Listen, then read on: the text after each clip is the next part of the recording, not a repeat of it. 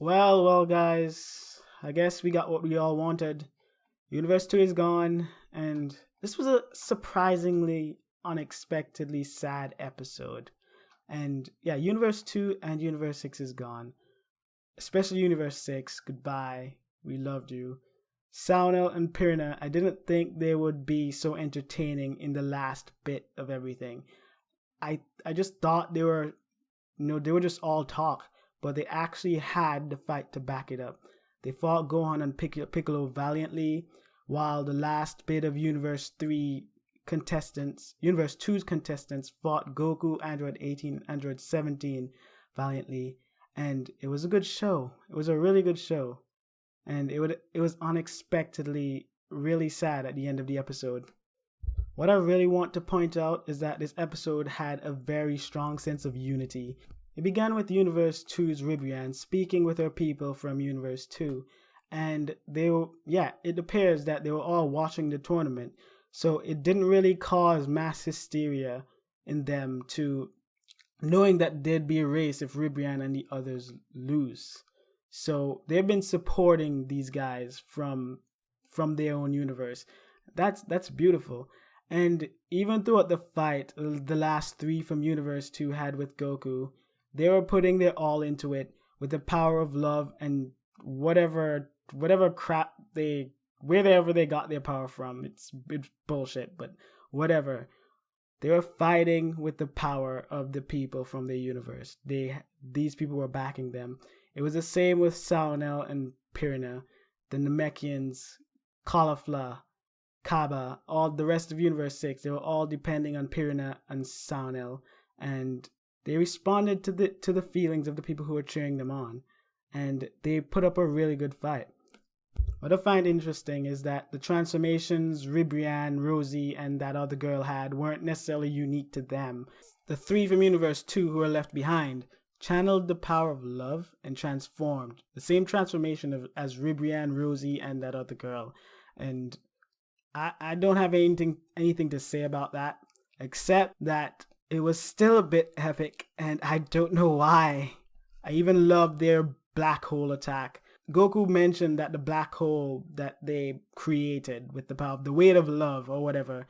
I don't know how powerful the gravity is, but I'm assuming it is on the level of a black hole or much less, but like they call it a black hole, but it's a mini black hole in a sense.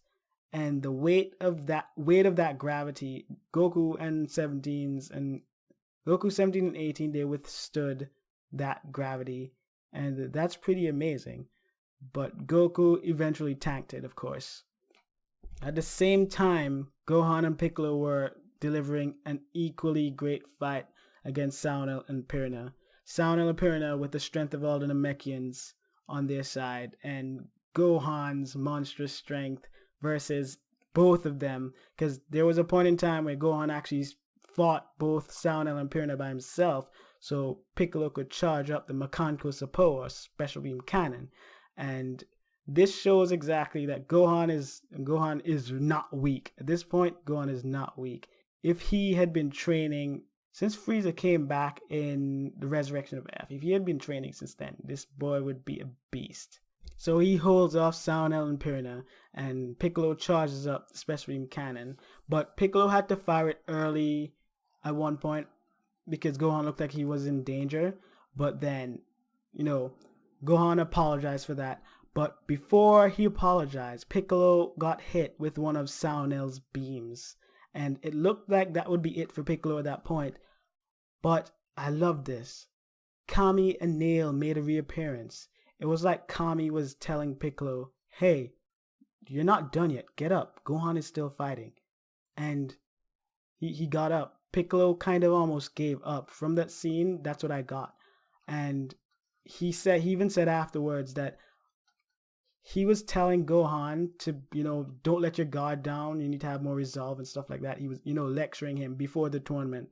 And he's saying that he should take that advice for himself. So he gets back up, he hardens his resolve, and charges the Makanko Sapo up one more time. And Gohan proceeds to distract them some more. And Gohan fires a Kamehameha at the same time as Goku. This is the father-son Kamehameha version 2. This was the highlight of the episode. The Dragon Ball Super opening 2 orchestra version of that song started playing, and holy shit, it was lit. It made a double knockout. It knocked out Universe 2 and Universe 6 at the exact same time. And I loved seeing the persistence of Soundel and Piranha.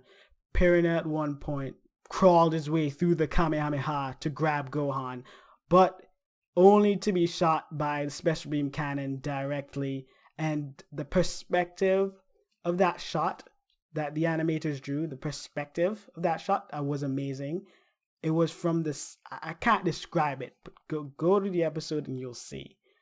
Also, the reason why Gohan and Piccolo could go full power on these two is because that they absorbed all of the other Namekians from Universe 6. Because they did that, Soundel and Piranha had an abnormal amount of vitality, meaning no matter what they did to them, they would probably just regenerate. So Piccolo could use the Makanko Sapo on them directly, and Gohan could just go all out. They won't die and they won't get disqualified. So I thought that was a very nice touch. And we get to the end of the episode where the universes have to say their goodbyes. And Universe 2 actually does this really cute goodbye where they say goodbye to the audience. I know some of you were like, oh no, don't talk to us, because some of you just really hate Universe 2. But I don't know. I thought it was pretty good. It reminded me of the segments in the beginning of some of the Pretty Cure episodes where it was their anniversary. So some of the Pretty Cure would appear on screen to speak to the audience and thank them for actually watching so long. So that was good to me. And then for Universe 6's goodbye, Hit doesn't say anything. Yeah, because he's Hit. Kaba, he says, yeah, goodbye. I hope you win, Master Vegeta. Something like that. And Caulifla clobbers Soundel and Piranha just like she promised. Classic Caulifla. And the best part, the saddest part, was when Champa said goodbye to Beerus. Well, he didn't say goodbye obviously. It was more like once an asshole, always an asshole. So he didn't say goodbye. He just made a face. And Beerus was obviously disturbed by the fact that Champa was getting erased. So yeah, it was really good. And I've said this was good too much, but that's how I feel. So I love that they keep churning out these really good episodes. Last week's episode was surprisingly good also. This week's was just phenomenal. And the episode before the last week's episode, boy, the internet blew up. So I hope they keep this pace up with the quality episodes, especially because the Tournament of Power is winding down. It looks like something good will happen next episode. By good, I mean something epic in terms of Vegeta, because of the last scene. He's obviously in a bad mood now because Kaba and the rest of Universe 6 got erased. And yeah, he's gonna pummel that Power Ranger even more.